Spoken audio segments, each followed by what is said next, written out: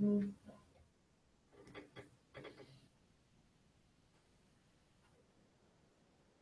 what's happening, everybody? Welcome to another live edition of Fantasy NBA Today, a hoop ball presentation. I'm Dan Besbris, back from the weird ether beyond. I know everybody was just looking at a hoop ball logo last time we did this show, but as you can see, I am ready to roll. I'm sporting my Bakersfield Dodgers throwback jersey, which is just utterly absurd. But, you know, shout out to my boys in Bakersfield. And the Dodgers are playing later on today, so I thought I'd take a baseball-related stand. Vince Miracle, the other man with a better plan than me, at least. Vince, what's going on? I'm feeling better today. Are you feeling as good as you were 2 days ago when you had to carry us through this thing? I'm not going to lie. I've had an amazing week. And not from like, I've done this, and this. Is just I'm feeling good when I wake up. I'm feeling good when I go to sleep. And we're getting closer and closer to the NBA season, so it's getting me more and more excited doing the blurb ships and doing these shows. Yeah, you're sporting your Sac Kings gear up there. On the Tuesday show, we talked about you visiting the new arena. So what was the inspiration behind throwing it on today? First, it was one of the only clean shirts I had. Second, just happened to be that the Kings play the Lakers today in Vegas. So I'm going to go with the first one and just say because the main reason was because, it was one of my only clean T-shirts. But, I mean, it's a nice coincidence that the Kings play tonight as well. I got all sorts of clean T-shirts. I'll tell everybody why. I am not afraid to admit that I am a 33-year-old male who was at his family's home. I was at my parents' house yesterday. By the way, to all of our listeners of the Jewish faith, a happy new year from last week and a good fast to all of you over the last couple of days, Rosh Hashanah and Yom Kippur passing. And I did all of my laundry at my parents' house. I still do that in my 30s. So I have everything clean, and I still picked a Bakersfield Dodgers throwback jersey. That is either dedication or insanity. I'm not 100% which, but adjusting my camera here so everybody can see me and not just the bald spot on the top of my head. Let's get down to business, Vince. What's been going on in the NBA? As soon as you stop laughing. Preseason. Preseason. That's what's going on in the NBA. But right before we actually came and started talking and doing our pre-show meeting and things like that, Aaron threw on a clip for us here in the office, and it was actually Russell Westbrook responding to the media about some of Kevin Durant's comments about how the Warriors are selfless. And just from some of the things and the tone that Westbrook's using, it sounds a little irritated with all of these questions. But two,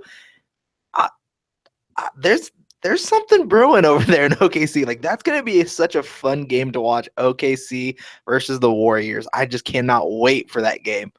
Yeah. Do we know, Vince, on the schedule how soon that's coming up? I don't have it in front of me right now.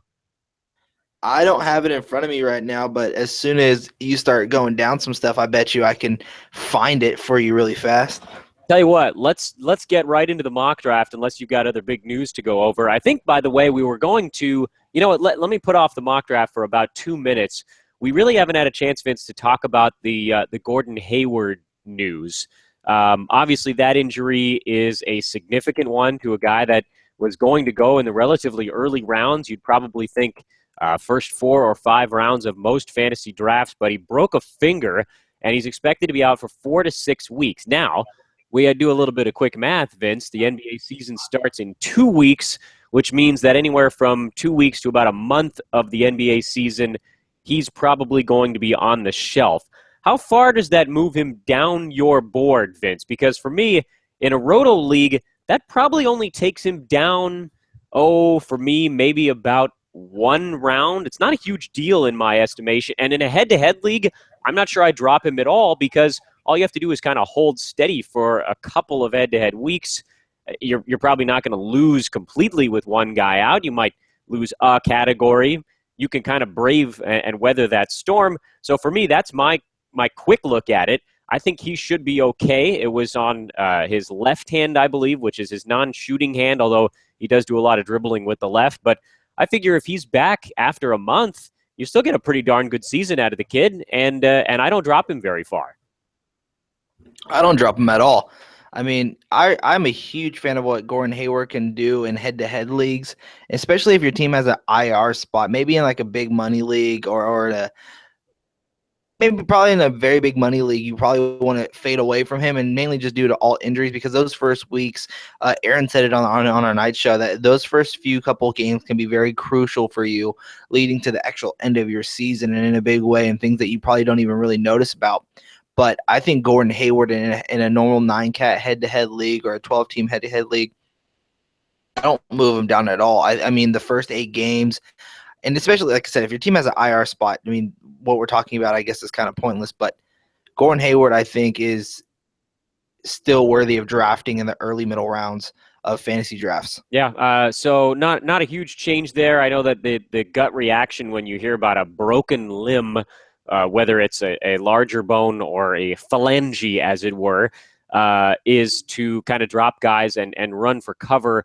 But again, I really wouldn't move him very far in a roto league. You know, your average number of games played for an NBA player, again, is to miss anywhere from 5 to 10 games. If he misses a month, you're talking about, usually for most teams, that's about 12 to 14 games per month, somewhere in that neck of the woods. So if he plays his games the rest of the way, he sits pretty much right on that average. So again, head-to-head, no change for Vince, no change overall for me in a roto league. I might consider letting him drop just a little bit to see if other teams in the league are overreacting to the injury news. But yeah, not a particularly large change. So Vince, with that, as kind of our big player name news that we didn't get a chance to go over on Tuesday, but you guys are covering on the nightly shows, I want to use this moment to segue into what's going on with the podcast right now. And not a lot has changed just from a logistical standpoint. Right now, Vince, you and I are doing this daytime show twice a week. We'll try to ramp that up a little bit next week, and then we're going every day, not necessarily you and me, but we'll have Fantasy NBA Today daily as we hit the NBA season. We'll have Fantasy NBA Tonight daily. That's already going right now. Aaron's going to have the Sunday waiver wire show, and Mondays we're going to have a lineup setting show. That'll likely be me and Aaron most of the time. We're still looking into some Saturday stuff to see if time permits and if we've got the staff. And so with that in mind, we're kind of looking at about 12 to 13 podcasts per week. In terms of how the monetary side breaks down, we have a lot of stuff going on that front as well. Vince, what's the latest with the draft guide? Sales are going, as Aaron Bruski would say, gangbusters in sales right now. They have been emailing us and commenting within that draft guide about just the amazing content that's in there. And on last night's show, Aaron hosted Fantasy NBA Tonight live, and he actually had to call a little bit of an audible and actually did it for the public once again. And he was getting some questions about it. And one of the questions that was asked was, what makes this draft guide different than Roto Worlds, and what makes your guys' better? And I think what you've seen and what people are seeing in the draft guide, what makes it so different, that Aaron kind of hit on, is that we have the personalities and so many people working on this draft guide that want to prove how smart they are in fantasy, and are even going the extra mile and putting in more in-depth analysis within this draft guide to prove that they're just as smart as anybody else that's out there, and they're willing to prove themselves. And like Aaron said last night on the show, that they're hungry and want you to win, and prove that what they know and how they've won is from this. And like I said, people are loving it, and we're getting just such great feedback. And like I said, like Aaron Bruski says all the time, these sales are going gangbusters. Yeah, I think that's a point that you really can't overlook, and it is desire, and it is time and commitment. And that's not to say that other websites don't have the desire, time, or commitment, but what Hoopball's been able to do that's really neat, and then we'll segue back into talking about some of the players at the end of our mock draft. But to me, at least, in my time just on Earth, basically, since I got out of college and had to be a working stiff, it's really about investing yourself in something. And to have this many different voices and minds collaborating and putting in that much time, you're going to get something good out of it. And that's what it saves us, because most people don't have the time to build something like this on their own. That it takes too much. There's too many numbers. There's too much videotape. There's too much digging and surfing. And so anyway, let Hoopball do that for you. That's the key. It's hoop-ball.com. Most of you, I think, that are watching this are probably familiar with the website by now. But if not, Hoopball tweets, the Twitter handle. You can start there and pretty much find everything from that one landing point. In terms of the podcast, the evening shows most of the time will be for paid subscribers to Hoopball. So if you're a premium member, you're going to get Fantasy NBA Tonight, which, again, it'll be somewhere between 9 and 10 o'clock will be the start time, probably adjusted, fine-tuned a little bit once we get into the NBA season. That'll be an immediate reaction to games that are finishing up or have already finished every night. So that's the quickest way to get a breakdown of what happened, who's worth picking up, who's worth dropping. You can ask questions, of course, as people learned last night with Aaron on the show. And that's an amazing tool to be able to get at your favorite Hoopball experts immediately. You don't have to wait until the next morning, which is the case with most websites, where you have to wait until the following morning early in the AM to get the long-form breakdown or to ask questions. We're doing that night of at Hoopball, and that's a big leg up. And I would venture to say, Vince, that I think other websites will probably copy that model once they see how relevant it is. But just remember, you heard it here first. Hoopball, the immediate podcast reaction to all of your fantasy NBA needs. We will probably have a free preview of Fantasy NBA Tonight at some point early in the season so that even non-premium subscribers can check out what they could get if they were a premium member. Vince, Fantasy NBA Today, the show we're doing right now, this will always be free. So if you're willing to wait till that next morning when we break down the previous night and what's coming up, we're happy to have you here as well. Let's talk a little mock draft, Vince. You want to start us out? Pick number 81 in round 9. I'm not even going to say the name. I'm done. I'm done saying the team name here. You don't like to say the name Jeezy? No, because I think I'm doing it wrong, and I feel like it should be a J instead of a G, and I realize that makes me an old man, and I'm outdated, and I'm not in touch with culture, but I can tell you he picked Robin Lopez, but the name, I'm just, when I say it right, I feel like I'm doing something wrong, and when I say it wrong, I know I'm doing something wrong, so the heck with it. I mean, Jeezy. It's just like, just keep it Jeezy. I don't know if he's doing it from like a young Jeezy. I don't know. What was it? Young? I don't know. Who is it? I'm calling him Geezy, Vince, and he can't stop me. How about Robin Lopez, though? Doesn't this feel like exactly where he should go? Doesn't this feel like almost the perfect position for him, based entirely on the fact that he was last year by average ranked number 81 in overall numbers? I mean, that's 81, and he's durable, which is nice. So this is another pick to me that's just a nice, safe play. Robin Lopez, he's going to be a guy in the middle. He's going to be that rebounding guy for Chicago. He can protect the rim, and he'll probably see, even though there's a little bit of a logjam up front, I think he'll see minutes relatively close to what you saw last year. He should be a pretty safe play. Maybe more towards the end of this round, Vince, if I had to have my druthers. But again, this team being at the first pick of the round isn't picking again for almost 20 picks here. So, if this is the guy that he wanted, he kind of had no choice but to take him there. Yeah, no, I think this was a good pick. I think that this is exactly where you could Lopez ending up at the end of this season. I don't see his numbers taking a huge dip being in Chicago. He's going to get you a block, maybe a block and a half. He has nice field goal, nice free throw percentage. So I think Robin Lopez here at the first pick in round 9 is still a solid pick. How about the second pick of round 9, Vince? Steven Adams is a guy that I think a lot of people are expecting will kind of turn a corner this year, maybe just because of minutes played, but also because of touching the ball a little bit more. He had a nice postseason, and that to me is what a lot of people are making their assessment of. Just from a pure fantasy standpoint, he hasn't in the past been an overwhelming guy. But again, you're at a point in the draft now where you can take someone that might not pan out. And that's my fear with Steven Adams. There's a possibility that he's just never going to be a really good fantasy relevant center, but he's tough. He's a guy that's going to see some minutes in OKC. What I'd like to see from Steven Vince is a little bit of a higher block rate. You know, he was only per 36 last year. He was only averaging about a block and a half per game. He played 25 minutes a game last season, so that put him right around a block per night. But good rebounding numbers, and beyond that, I don't know that you can expect a ton more from Steven, who's also not a good free throw shooter. So I'm not 100% sold on Steven Adams. I know that doesn't necessarily mean that I'm right, but my feeling is that I'm not there yet. He hasn't convinced me over a longer stretch of time that he's going to be a good play at center.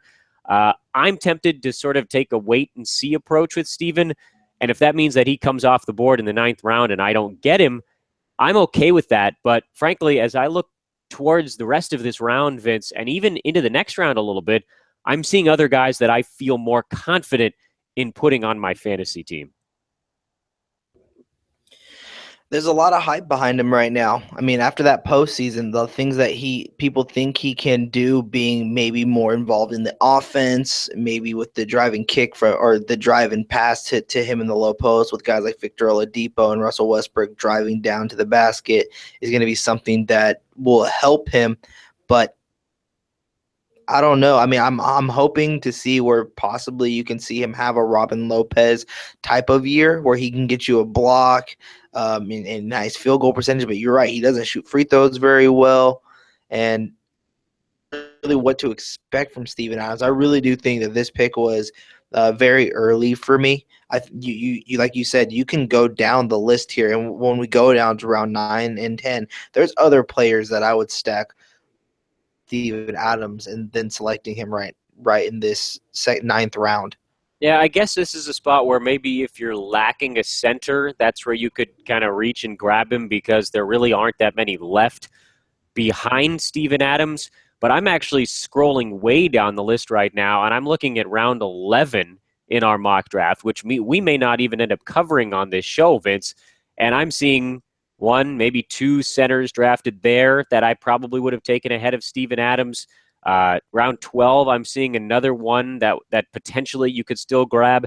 And even the final round of our mock draft, I'm seeing one more guy that I may have considered taking ahead of Steven Adams. So there's still a couple out there. I wouldn't waste a play on Steven if he drops into the 10th, 11th round. That to me is where you could sort of round out your roster a little bit with a guy like him. But there are still a few impact guys left out there, believe it or not. So a little bit too early for me. If you're writing it down, 82 is too high. I would dial it back closer to the 100 mark. Vince, Coach JC took J.J. Redick at 83 in this mock draft. And Redick's a really interesting player because there have been a number of times that I've had fantasy teams that could really use a guy like Redick, even though he's not necessarily an overwhelming player. You look at his numbers from last year, and he's almost exclusively scoring. I mean, across the board, pitiful. I will go so far as to say pitiful numbers in rebounding, assists, steals, and blocks. There is nothing there from Redick, and there probably never will be. However, he hit almost 3 threes a game last season on 48% from the field and 89% at the free throw line. So to me, I actually really like this pick at 83. Redick's back does tend to give him trouble on and off throughout the year. He managed to be pretty durable last season. He doesn't turn the ball over, so he won't hurt you there. But at this point in a draft, to be able to get somebody that can score pretty well and can knock down shots without hurting your field goal percentage, I like this pick. I think he's a good, solid play at 83. You might see him drop a little bit further. You might even see him go a little bit sooner. But he falls into that category for me, Vince, of a safe play late in a draft. You know what you're going to get. You know what categories he's going to help you in. You know he's not going to hurt you, but he's also not going to do anything for you in 4 categories. So I give this one a thumbs up. I'm good with it. I'm good with it. It's just I still feel like a guy like J.J. Redick was taken a little bit too early, but AC doesn't choose for another 19, 18 picks. I think have that shoot. Well, I can count it out while you're doing it. He's third in the league, so I think that's 14 in between. See, so I mean, I guess maybe he's like, I really want a shooter that can stay on the floor a little bit and knock down free throws, doesn't hurt me in turnovers, nor field goal percentage. So yeah, I mean, it's a good pick. I personally see there's other players. I mean, the next two players, and I could potentially see being picked sooner than JJ Redick. Yeah, he's a low upside guy. That's completely sure, because he's not really going to do any more than he did last season. But if he just does that again, and you know, you don't have to worry about it, to me that makes him safety at times can be a valuable asset, and he's a pretty safe play there. Vince, you're next on the chart, so I step aside for you, my good man. Yeah, with my pick, I needed another point guard. I felt, I wanted to add to my scoring depth as well. So I decided to go with D'Angelo Russell, who to move up a couple rounds this year. He's having a solid preseason, had a good summer league. He's pointing out his veins, saying there's ice in his veins. So I want to see if he can bring that to the regular season. And, from everything that we're seeing right now, it looks like he's matured after what happened last year with the video and things like that, and the way he's been addressing his mindset going into games right now in the offseason with people that with the beat writers, they're writing about how he's addressing each practice, each game, each shot he takes with a more professional look and a more job mindset. And I think that's something that you definitely want to hear from someone who was immature last season. So I think getting him right here is actually, in my opinion, especially because of what he'll probably be able to do for the Lakers this season, being number one option offensively. Yeah, so here's my take on D'Angelo Russell. I'm a Lakers fan, and I really think that he could be a pretty darn good player on a fantasy team in three-pointers, points, assists, and steals. Where I fear D'Angelo Russell and why he falls into 9-10 round stuff, despite the fact that in those categories that I just mentioned, he could actually be very, very helpful, is that he's probably going to be a very high turnover guy. He's probably going to be a relatively low field goal percentage guy. And for a point guard, he's not that great of a foul shooter. So there are some areas of drag with Russell that weigh his value down. I really like D'Angelo Russell in head-to-head leagues where you can afford to have those slight weights on your team, especially in short term, because there will be the ebb and flow of a basketball season where he'll have a clunker of a week. He'll shoot 30% for 4 games, but you'll probably have somebody else on your team that week that'll shoot 70% for 4 games, and it'll balance out. Whereas over the long haul in a roto league, those numbers will pull you down a little bit because he is probably going to be taking a decent number of shots this year, and he's probably going to be getting to the foul line a little bit more, and he's probably going to be handling the basketball a fair amount. So in a roto league, Vince, I think maybe he could fall a tiny bit further. In a head-to-head league, I think you even could have taken him sooner, and I wouldn't have been that sad about it. So balance it out, and you've kind of got the spot where he ended up going in our fantasy league. Do those weights, Vince, do those worry you in any way? Not in the head-to-head, and the main reason why, at the end of these drafts, I like to start drafting for my head-to-head games, and just so you guys know what's going on for my fantasy life over here. Next week, the 21st, the 22nd, and the 23rd, I have an auction draft for a roto, a team, or I don't know how many players. Maybe it's just 12-team 9-cat head-to-head, and then I'm in another 12-team 9-cat head-to-head. So I'm going to be in those leagues, and then I've already joined a 15 cat league. So my fantasy season is booked right now. So, and I saw we were getting questions to join their leagues. To add any more to my list right now of games I'm doing, but to answer your question, am I worried a little bit about this stuff? No, because I really think that D'Angelo Russell has been addressing a lot of his issues throughout this preseason, and with the free throws, I do want to see those go down a bit more, of course, but I also want to see him get to the line more. he doesn't get to the line very often, and he's actually been attacking more throughout the preseason, and I think that's been a good sign, especially for people that will be taking him right around this range, I think, in most fantasy drafts. Yeah, so in a head-to-head league for me, Vince, I could easily take him in the 7th or 8th round because those drags don't worry me at all. In a roto league, I still feel like maybe I could take him.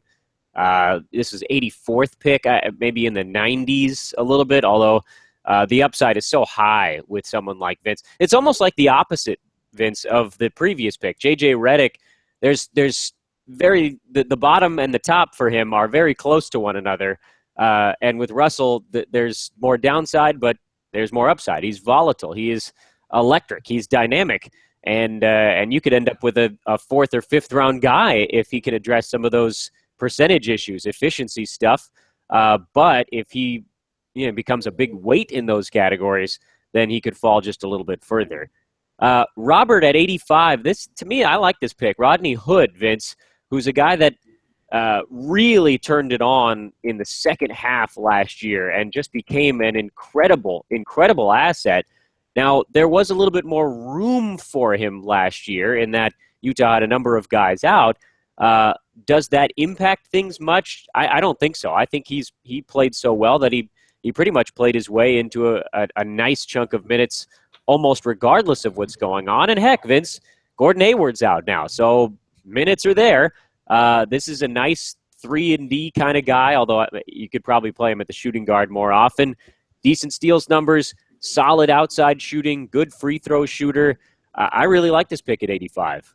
I absolutely love Rodney Hood. He is one of my favorite players. The lefty is a knockdown shooter. He's crafty on getting to the basket. He plays defense. And you're right. We talked about Gordon Hayward at the start of the show and how he's going to be missing those first couple weeks of the season and be able to step in there and be that scoring punch. And the best part is he player. So he'll drive and he will kick just as well as Gordon Hayward does. Or maybe not just as well, but just as much, I should say.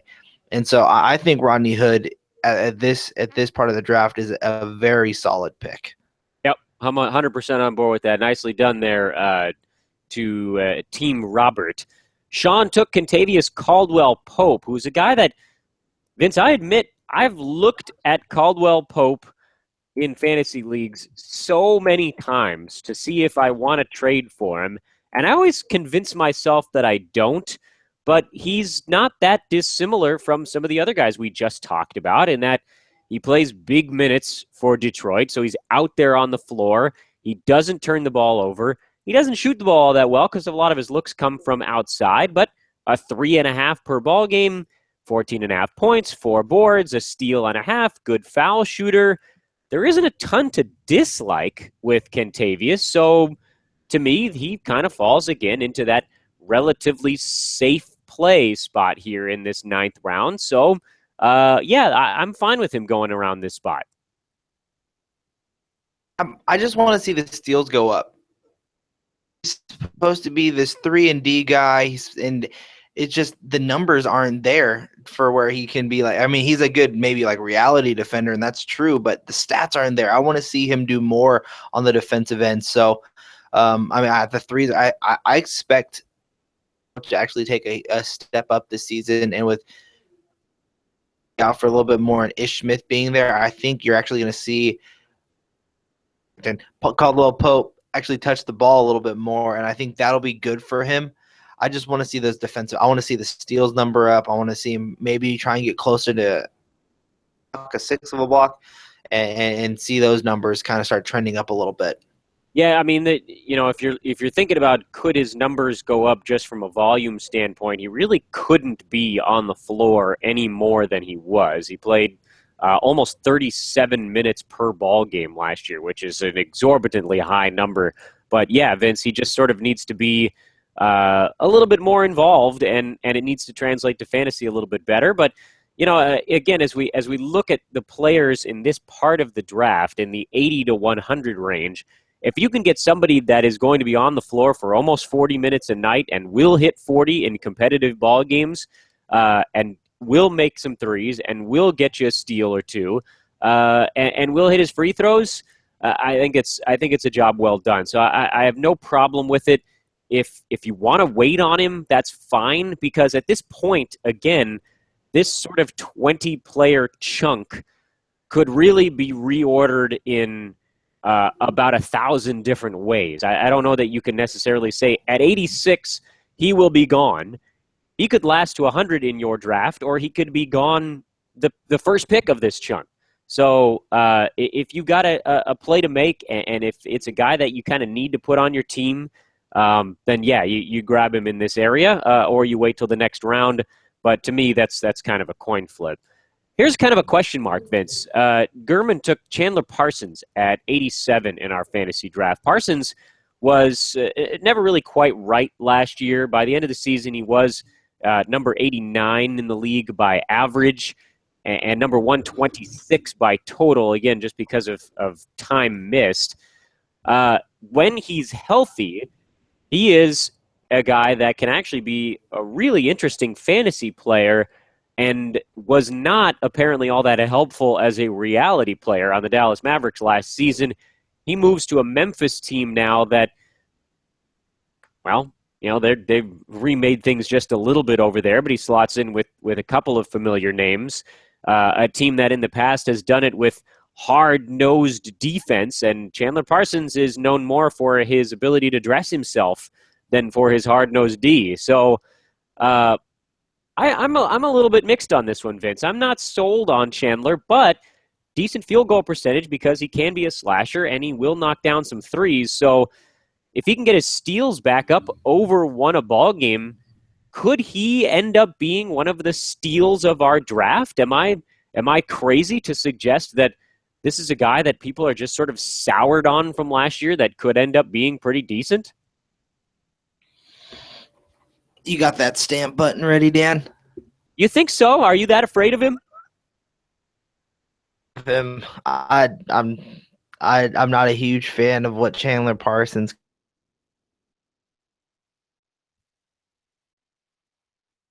And if for some reason season, I don't know if that's really going to happen. The injury history, if he's going to be able to stay healthy. Go ahead and give him that stamp for me. I'm gonna stamp him with someone else's headache for me. I'm gonna hit the button, but I'm not 100% on board on my own side. I don't have the stamp for Parsons because I'm of the standpoint with a guy like Parsons that at this point in the draft, because he could end up being a massive headache, I really wouldn't be all that sad if he turned out to be a headache and I just dumped him. Because if you're making a pick in the 80s, 90s, wherever he happens to go, you can get away with getting a goose egg out of that spot of a draft. It's not like taking somebody in the third or fourth round that could end up being a massive headache that gives you nothing.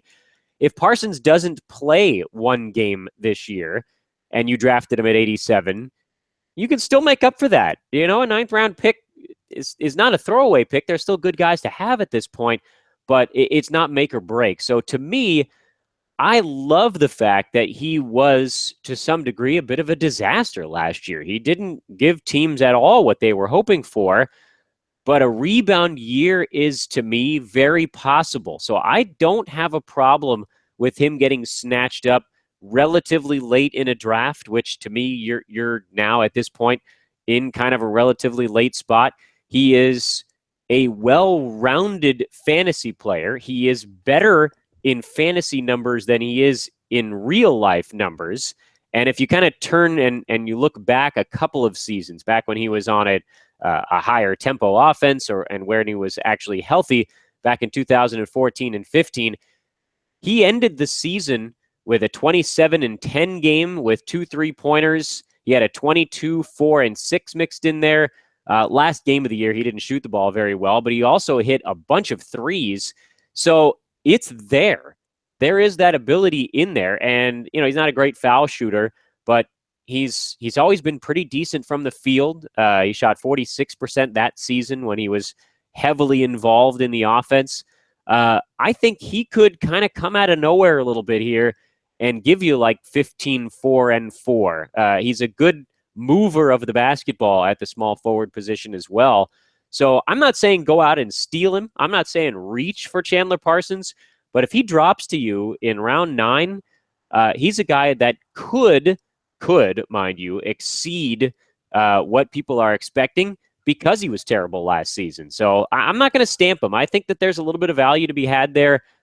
He's a risk, but at this point in the draft, I don't mind taking a risk. Vince, I took a guy that I'm a little bit surprised he fell to me in round 9 in Robert Covington. Now, you want to talk about a guy who can be a huge drag on your field goal percentage. He definitely falls into that mix. But if Rocco sees the time, if he's out there for 30 minutes a game this year, he could be truly elite in threes and steals, and that's tough to turn away at this point in a fantasy draft. Robert Covington could actually be seeing quite a bit of minutes now that Simmons is out. So maybe he can see that bump in minutes. I know a lot of people are talking about Dario Saric being the true beneficiary of that. I think Covington has the chance to really take on a lot of minutes. The only issue I have with Covington is that he's always up and down. He's hot, and then as soon as you think he's going to be that consistently, he goes cold, and he can go cold for a very long period of time. The field goal percentage is like a roller coaster. Every single night, you don't know what you're going to get. So Covington, I do like his potential, but there's definitely some to his good. Oh yeah, I mean he's a massive weight on field goal percentage. He shot 38.5% from the floor last year, and I now have both he and Trevor Ariza on my team, and that I mean between those two guys, there's almost no chance that I'm going to be winning field goal percentage, or there's a very little chance that I'll even be in the mix in it. But again, I just at this point in a draft, I can't turn him away. I love the fact that he could be so very good in 2 statistical categories. And if you're in the late 80s and you can get somebody to buoy your team that hard, I had to go and get him. I still really like the way I've played these middle rounds, and at 88, Robert Covington is a no-brainer. Drew Holiday, Vince, made it through last season, and there's always the kid glove situation with him, but he ended up putting up an excellent fantasy campaign. He was number 61 overall by average, number 71 in totals last season. So why is he falling to 90? Is it just that people are afraid he will end up missing 2 months of the year? Did he not prove that he can basically make it last season until they started resting everybody? He just currently has no timetable right now on when he's going to be stepping back onto the floor. I know that his wife had their daughter, and then so they're scheduling the surgery. I don't think the surgery has happened yet. So the Pelicans are giving him all the time he needs to be able to be the caretaker for his wife and his newborn daughter. And there's still have been talks that he's potentially there for opening night, but I just don't see it happening. And so that means maybe what is he missing the first couple of weeks of the season? So it could be a bit of a flyer, but I actually really like this pick. I think Drew Holiday, when he is healthy and he's on the floor, he's going to be able to produce for you. And so to get him in the latter half of the 9th round, that's a solid pick and a good point guard to have on your team. Yeah, he was awesome when he was on the floor last year. 1.33, 17, 3, and 6, a steal and a half per game, 84% at the foul line, and a not that terrible 44% from the field. So if you believe that he's basically going to make it through this year, my heavens, yes, please take him at this point, because at baseline health, Drew Holiday is a top 70 play easily. So again, the question mark is just whether or not you think he's going to play 70 to 75 games. And he showed that with a little bit of kid gloves, he was able to do that last year. So has he turned the corner? Did he get lucky? That's the question mark. But again, at this point in the draft, you can take some risks. And if they don't pan out, it's okay. But boy, if that one does, our buddy Ellison Snig in this draft got himself a potential big-time winner.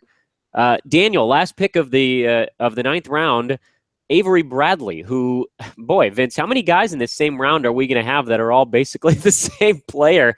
He is almost a carbon copy of KCP in Detroit. He's not that dissimilar from Redick, although, again, there's a little bit more of an emphasis on defense with Bradley. He'll do a little bit more besides just the scoring side of things. But, again, aren't you getting a relatively safe play, a guy that you know what he can and will do, and you know that he'll probably be on the floor for 30 to 32 minutes per ball game? I like this pick. I think it's safe. I think it fills a need on a fantasy team. I really like Avery Bradley. This is a safe pick. A lot of word coming around out of Boston that he's been working a lot on his offense and that he wants to be the Defensive Player of the Year, win the Defensive Player of the Year award. So, I mean, maybe you start seeing his numbers take a slight increase, but I don't know what you're going to get, like you said, with a guy like Avery Bradley. And I think getting him at the end of the 9th round is a very solid pick, especially in addition to your team.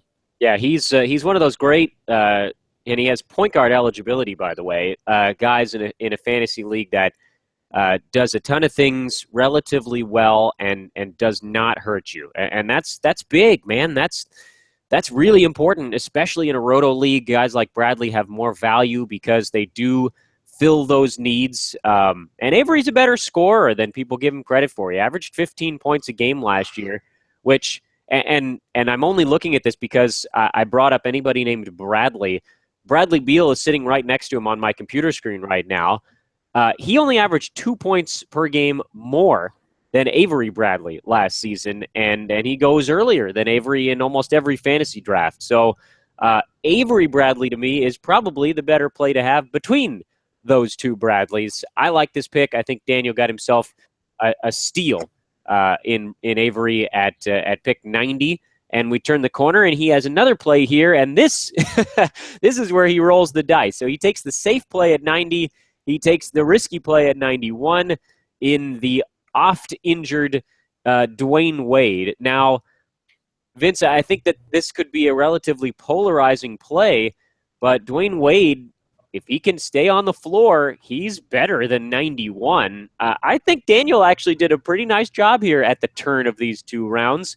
This is a guy that is a lot like Drew Holiday in that if he's out there, he's going to give you some good stuff. So I like when teams take risks at this point in the fantasy draft, and Dwayne Wade, he could be a top 70 guy, or he could be number 140 if he misses a little bit of time. What he doesn't do is he doesn't get you anything from outside. What he does do when he's on the floor is score. He can rebound a bit from the guard position. He's a good passer, and he'll probably turn the ball over a little bit. So I'm okay with it. I think this is a decent play, and I think in a head-to-head league in particular, this is a great pick. I think he's going to be a 15, 5, and 5 guy. Like, I think he can get you the 5 rebounds, the 5 assists while still scoring. This is just like a gut feel for me, but that team needs some shooters. And against the Hornets during the playoffs when he was with Miami, he was knocking down 3-pointers. So maybe he starts shooting a little bit more threes. I don't know. I wouldn't expect it. Dwayne Wade, I mean, you can't teach an old dog new tricks at this point. Yeah. But, I mean, look at Vince Carter and say, he became a shooter. But, I mean, with Dwayne Wade, I think you know what you're going to get. You're going to get that 15, 5, and 5 guy. The biggest question mark with him is how many games is he going to play? How many times is he going to be rested? And then how many times is he going to be injured? So this is, like you said, it's a risky pick, but I think this is a pick that has top 70 potential for sure. Yeah, you know, last year he really did stay on the floor, so I want to give Wade a lot of credit. The issues of injury were pretty much a non-factor in the 2014-2015 I guess that's 15-16 campaign, this most recent season. He was out there every night. You know what you're getting. Even if he takes a few more shots from downtown, he's not a three-point shooter. He made 0.1 per game last season. So you're looking at single digits in that department for a year. But he'll get you about a steal a game. And Vince, if he gives you 15, 5, and 5 in the 10th round of a 10-team draft, that's totally fine. And I think Chicago will do everything they can to keep him on the floor because they want to win. And even though they have some weird pieces, they have some players that are actually pretty decent at basketball. And they're not going to try to have Dwayne shoulder too much of the load. So, again, a pick that I favor a lot more in a head-to-head league where you could afford it if he does take some time off, and you could afford the fact that he doesn't do things for you in certain categories. But overall, he'll fill out some popcorn numbers for you, and in round 10, that's totally okay.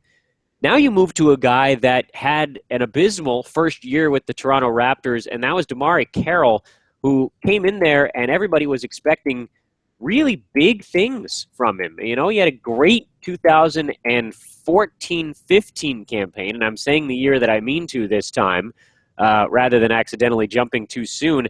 He was a top 60 guy 2 years ago. And let's not forget that.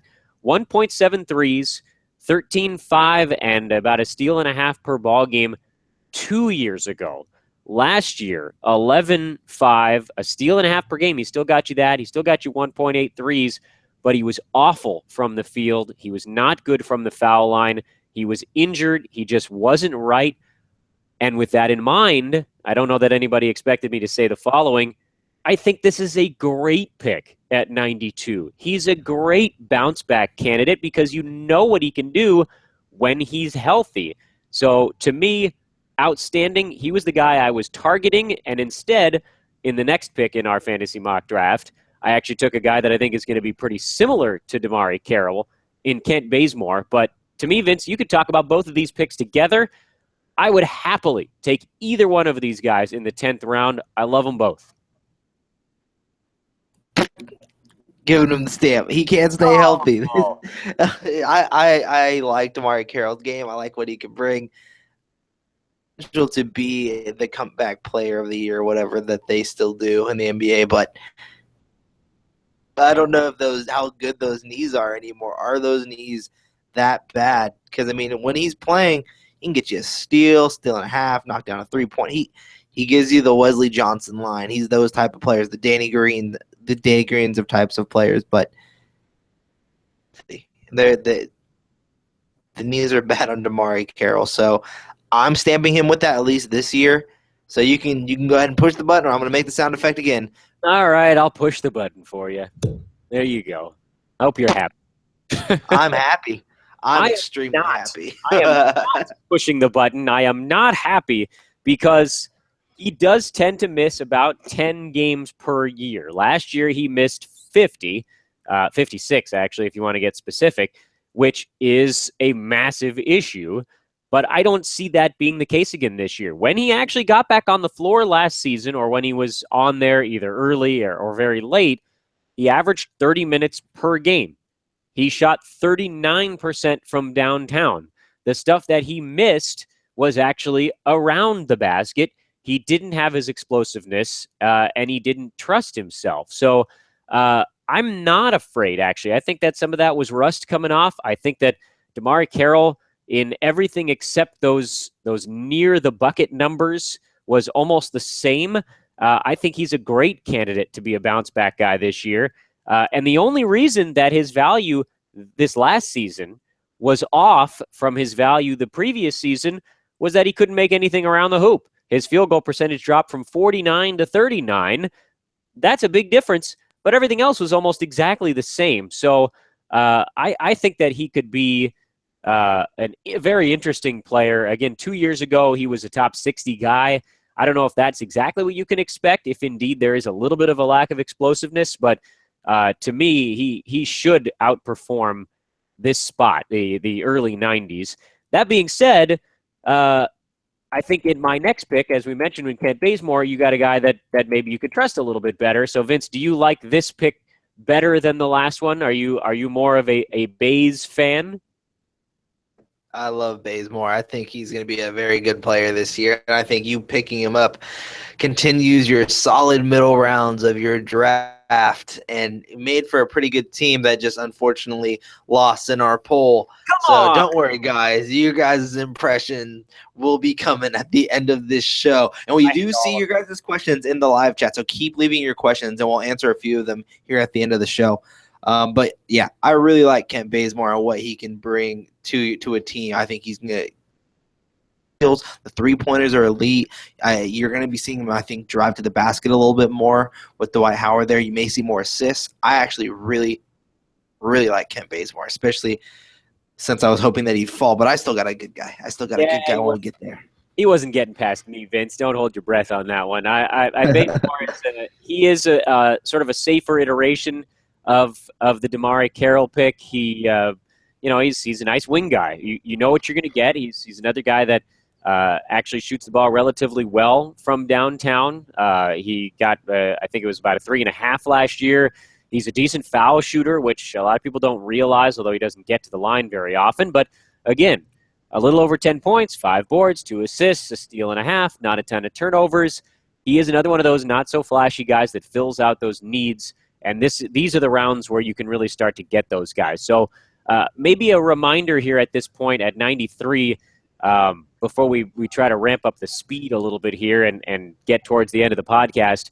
If you're looking at these types of guys, Bazemore, Carroll, looking back at the previous round in Avery Bradley, they are generally available in the 80s and 90s. So you don't necessarily have to go get them in the 4th, 5th round, although certainly a guy like a Jay Crowder is like these other guys, but beefed up to a big degree. Still, if those are the stats you're looking for, that combination, there's usually 1 or 2 out there this part of the draft. Kenneth Faried at 94, Vince. I don't want to belabor this point too much, but every year we keep thinking the Manimal is going to go crazy, and every year the Manimal doesn't deliver.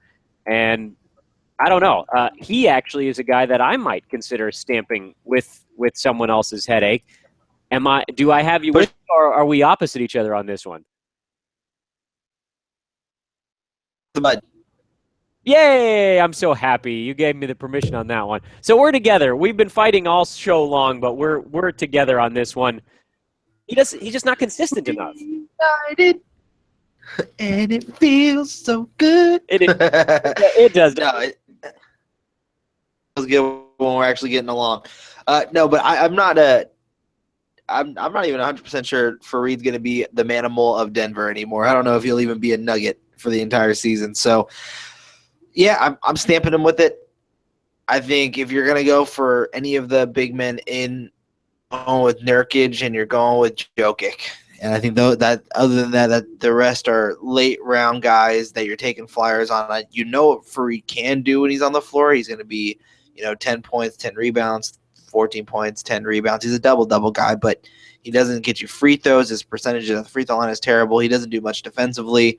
So he's with no offensive game. Someone else's headache. We may have another one coming up here, Vince. I don't want to get ahead of myself, but Jahlil Okafor was taken at 95 in our mock draft. In a Roto League, I stamp him every time. I want nothing to do with this guy. In a head-to-head league where you can handle the fact that there's a little bit of a log jam and where he might just not play for a night and his turnovers are high and his free throws are low, but he is going to score and he is going to get you a few rebounds, and every once in a while he'll block a shot. So in a head-to-head league, I don't know if I stamp him. I think I'd consider taking him maybe 1 round later than this in head-to-head. In a Roto League, Vince, stamped. I'm stamping him hard, and I'm curious where you stand with – I know you have one of the other Sixers on your team by accident, but I can't imagine you're a big Okafor fan.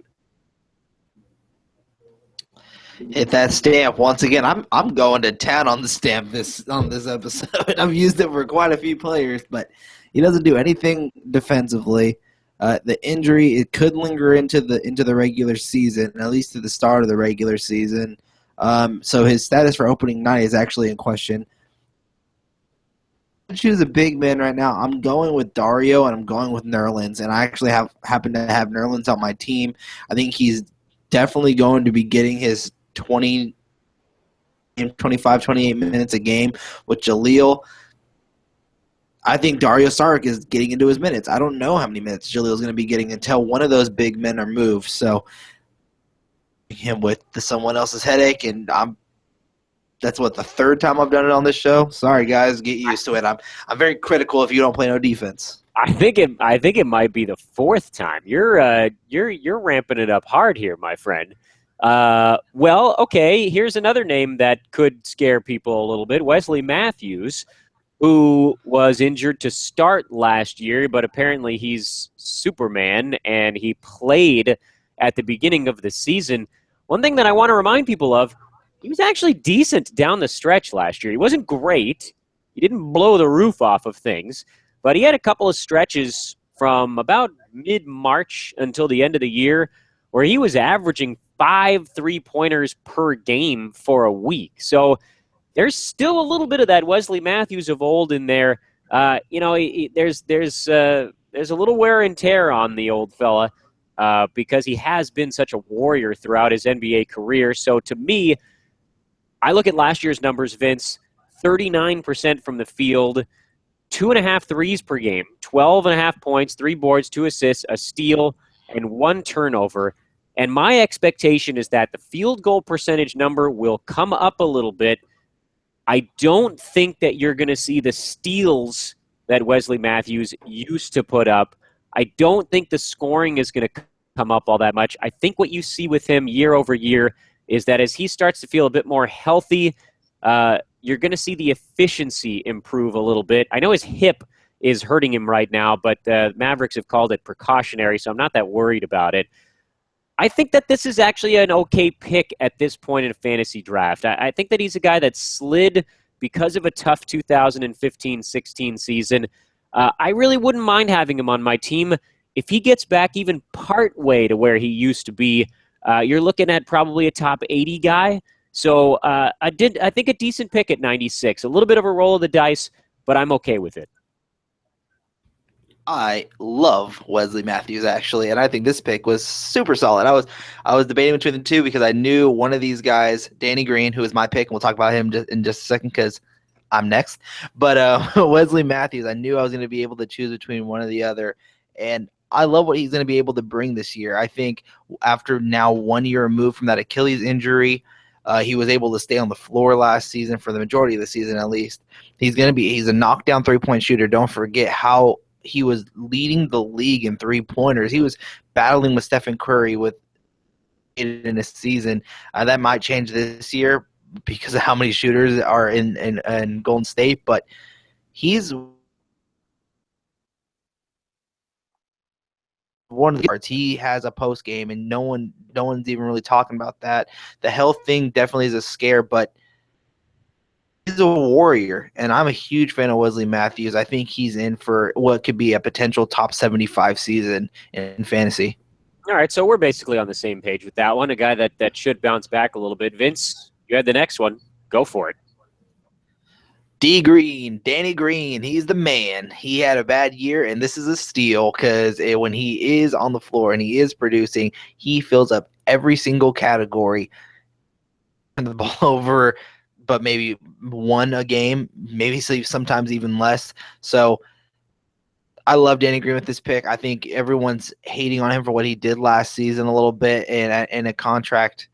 His first year being on that new contract, people were thinking he wasn't working that hard. I think it got into his head a little bit, and so he's got around him to where they're going to be in the low post and probably kicking it out to him for more wide open threes. I think Danny Green is one of those players that are going to be a candidate for comeback player of the year. Well, you better have a strong stomach, everybody, because I had Danny Green last season, and I held on to him until freaking March, which I think was a testament to how tough I was and how I really didn't want to get burned by dropping him too soon. I should have dropped him way sooner. That being said, you got to wipe it out. You can't attach yourself emotionally to a basketball player. And Danny Green in the 10th round, there's just too much potential for upside there to let him slide any further. He could very well, and I excuse the terminology here, but he could very well urinate on himself again. He could wet the bed a second season in a row.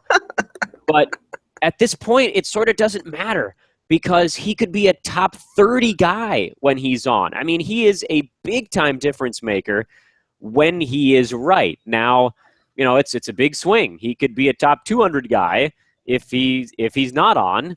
And last year was really a trying time to be a Danny Green owner in fantasy leagues. But Vince, I'm with you on this one. Even though I had him last year, if he falls this far, you have to take him because the potential is just too high, and there just aren't guys in the 95 to 100 range that could give you top 30. There just aren't.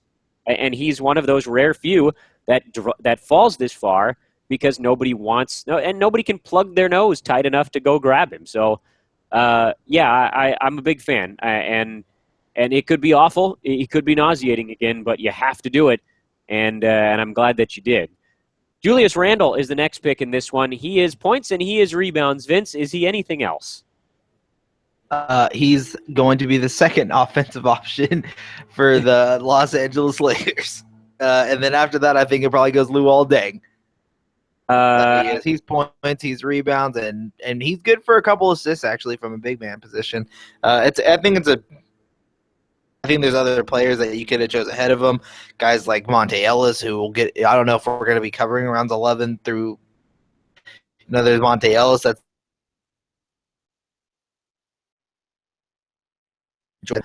so. I guess it's just a pick. I'm not a huge fan of Julius Randle. Yep, don't like it either. I'm a Laker fan, and I don't like the pick. From a fantasy perspective, he's just not the guy that everybody wants him to be. He doesn't shoot the ball well. He barrels towards the rim, and he gets there, but then he doesn't convert. He's not a good free throw shooter. He is exclusively points and rebounds, and those are two of the easiest categories to find in fantasy basketball. So don't waste the pick on somebody that only does those two things and nothing else. George Hill. Like Kenneth Faried. Yeah, exactly. He's not necessarily someone else's headache because he's probably going to be out there. Randall will probably play, but he's just not going to do the things that you need from him. Vince, you mentioned George Hill, I think, earlier. There was a lot of fear as we opened up our offseason about the point guard situation in Utah. George Hill really, again, more of an off-the-ball guy. I'm not a massive George Hill fan. I could see where someone would take him in this neck of the woods, but I don't know. I just don't know exactly how he fits. He feels to me like he's a guy that should do more than he does all the time. And last year he played 34 minutes a game, and he was a ninth-round guy. So to drop him only one round is not really enough for me. I think I'd wait a little bit longer on him. I actually think George Hill is a really good fit for Utah. I think what we talked about with Danny Green, how he plays off the ball, plays defense. George Hill does all of that, and he's done it from a starting point guard job in Indiana. I know Shelvin Mack did very well, but George Hill, I believe, shot over 40% last season from three-point range. He is a knockdown shooter. You cannot leave this guy open. Gordon Hayward, Rodney Hood, those are guys that are going to be initiating the offense off the dribble with the driving kicks. That's going to be in a double team, could be coming somewhere, especially if Favor starts getting it going. So there's going to be open shots that are going to need to be made from downtown, and George Hill is a guy that could do it. I actually really like him. I think he has Danny Green type of potential. I want to see more rebounds, but I think he can be out of the three-point guards that are there. He can be seeing the majority of the minutes at the point guard position. So I actually like George Hill. I don't think the upside is very high. No, and that to me is where there's a big issue here, because he's not only, I wouldn't even necessarily call him a safe play, because he doesn't do enough in any one category to make him super useful. Now, if he gets up over 2 threes per ball game, Vince, like you're hoping, then yeah, he becomes a little bit more relevant. But for a guy with arms of his length, the fact that he was only averaging 1 steal per game last year, that's not enough for me. And 0.2 blocks. He should be able to get a hand on some of these smaller guys and tip it away. So I'm not sold on George Hill. I think he might be a good fit, like you said, from a true basketball standpoint. But from a fantasy perspective, I'm not sold on him just yet, and I'm not going to stamp him with anything because again, I like him as a basketball player, but he's not a guy that I'm really targeting in drafts, and I think you could do a little bit better here. All right, Vince, the last one. You really like this guy. We've argued about him on the show before. I think that was really early on in the offseason when he was signed, and that's Harrison Barnes. I was not happy with it because I didn't believe that he could really step up and be the guy. However, I should add, now that we're talking about a fantasy mock draft, if you're a premium option on a basketball team, you've got a decent shot to put up some okay fantasy numbers. So, Vince, are you still as high on Harrison Barnes as you were before? I love Harrison Barnes, and I love getting him right here in this yes, meaning his stock is going to continue to fall. I think the transition from being a number 2 option and arguably a number 1 option at times for Dallas, maybe something that he's not accustomed to, and it's going to take him a little bit to get into a rhythm over there. But I love his game set, his skill set as a player, and I think he's going to play very well in Dallas. And I think getting him right here in the neck of the wood has the upside to be a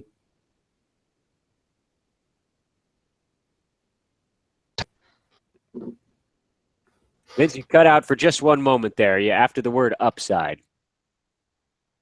upside of a top 70 player. Oh yes, I'm glad. I'm glad we went over that one again because that really could have been almost anything there. And that well, yeah, that's the noise that a man makes, by the way, when he can't figure out what he wants to say. Harrison Barnes is an enormous question mark because he was fourth fiddle on a team last year, and he is moving forward in the fiddle chairs. So I actually really like this pick because there is a ton of upside. And at this point in the draft, that's a big piece of it. You know, a couple rounds earlier, looking for somebody that you can count on for 75 or 80 games that's going to fill out some stats. With a guy like Harrison Barnes, you really don't know what to expect, but there's a possibility of something golden coming out of it. Now, he's not a defensive guy. He never really has been. I don't know that those numbers are going to change dramatically, even as a bigger part of an offense in Dallas. But threes should go up, scoring should go up, rebounding should go up, assists should go up, and I would imagine steals should actually come up just a tiny bit as he gets himself a little bit more involved on a day-to-day basis. So I don't really much care for the player as a max guy, but I think that this is an okay fantasy pick at number 100. So, all right, I'll give you that, Vince. He fits better in this fantasy spot than he did as a player getting a ton of money. So where you and I disagreed on that, we're able to agree a little bit more on the fantasy perspective. That's our mock draft coverage. I don't think we're going to be going any further next week, Vince, barring a complete dearth of NBA news. But now that we're so close to the season, it's probably time to change gears. So, Vince, last thoughts on our mock draft before we put the bow on this bad boy? I want to say thank you to everyone who voted. I want to also say thank you for voting for my team. I know it was amazing. I know it was a great-looking team. And I just cannot wait for all of you guys to hear this impression that Dan is about to do because it is hilarious and it's funny and it sounds like he literally is the voice of this character on Family Guy. So, Dan, I'm ready for that. I know we also had fan questions. Answering them, Dan, in the live chat. I'm going to let you pick which you'd like first. I think did we miss anything in the live chat that we need to address on air? I was trying to answer them via the written word, but I may have missed something in there. Somebody called us a dirty word, but luckily he was silenced shortly thereafter. So thank you for the good and thank you for the bad. We know you're all out there, and we'd appreciate it if the homophobia was kept to a minimum in the yeah. I think we hit them all though, right? Yeah, I think the only one that we missed was from the person who put the dirty word out there. And if for some reason they come back, I think they wanted a DFS lineup for the preseason. I'm addicted to it, so I've been playing it. So if you wanted some help and you come back and watch the show, here's a quick lineup for you just before Dan signs off and does his little impression. I have D'Angelo Russell and Russell Westbrook. I have Victor Oladipo and DeMar DeRozan, Otto Porter and Robert Covington, Jeremy Grant, and Enes Kanter. And to follow it up with my big money play is DeMarcus Cousins against the LA Lakers. And that is your Making Miracles lineup of the preseason. You are, number one, you're a degenerate, but number two, you're a very kind man to still answer the question even after we were called out on air. Push the button. Well, needs to be pushed right now. which button am I pushing? Someone else's headache? It's got to be a different button, no? No, it's the one that we were pushing before. Talking about? I got a soundboard and it's ready. Got to give the people. What exactly are we giving? People what they want. There you go, Vince. You asked for it and you received it. So that, ladies and gentlemen, is Fantasy NBA Today. We'll wrap this bad boy up. The mock draft comes to its conclusion. We are less than 2 weeks from opening night in the NBA season. I know that I cannot wait. I know that Vince is excited as well. Thanks again for listening and for chatting with us. We can see y'all coming and going throughout the show. Vince, with the podcast schedule is a little bit up in the air right now, but you can certainly, if you're a premium subscriber, check out Vince later on this evening. They'll have the nightly show that's Fantasy NBA Tonight.